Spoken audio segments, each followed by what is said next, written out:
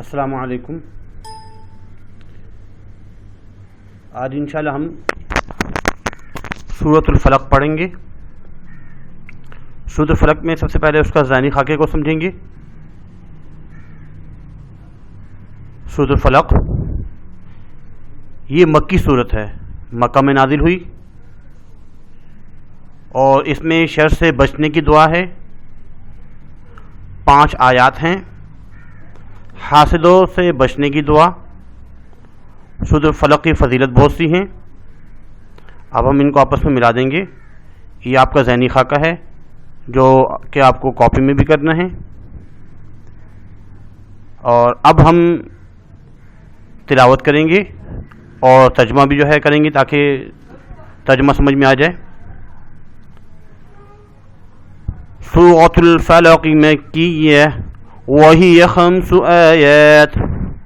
سورہ فلق یہ سورت مکی ہے، اس میں 5 آیات ہیں۔ اعوذ باللہ من الشیطان الرجیم، پناہ مانگتا ہوں میں اللہ تعالی کی شیطان مردود کے شر سے۔ بسم اللہ الرحمن الرحیم، شروع کرتا ہوں اللہ تعالیٰ کے نام سے جو بڑا مہربان نہایت رحم کرنے والا ہے۔ قل اعوذ برب الفلق، آپ کہہ دیجئے کہ میں صبح کے رب کی پناہ میں آتا ہوں۔ من شر ما خلق، ہر اس چیز کے شر سے جو اس نے پیدا کی۔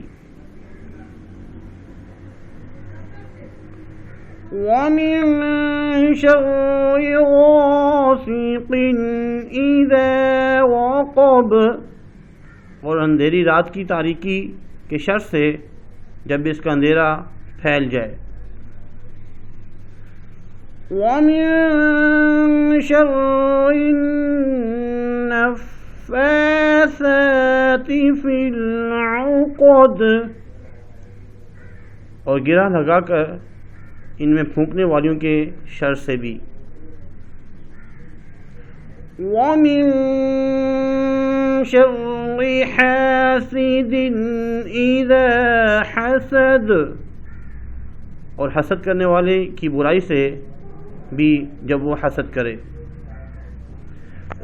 صدق اللہ العظیم۔ اس کے بعد عربی الفاظ، اس کی اردو۔ قل کہو، کہہ دیجئے۔ اعوذ میں پناہ مانگتا ہوں، رب الفلق صبح کے رب کی، غاسق اندھیرا، وقب چھا جائے، النفاثات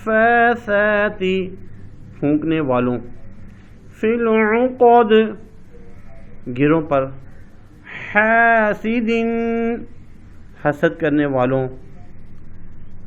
آج کے لیے اتنا ہی کافی ہے، تو سورۃ الفلق کو ترجمے سمیت آپ نے یاد بھی کرنا ہے، اور اس کی عربی اردو وہ بھی یاد کرنی ہے۔ اللہ پاک سے دعا ہے اللہ پاک عمل کرنے کی توفیق عطا فرمائے۔ وما علینا الا البلاغ۔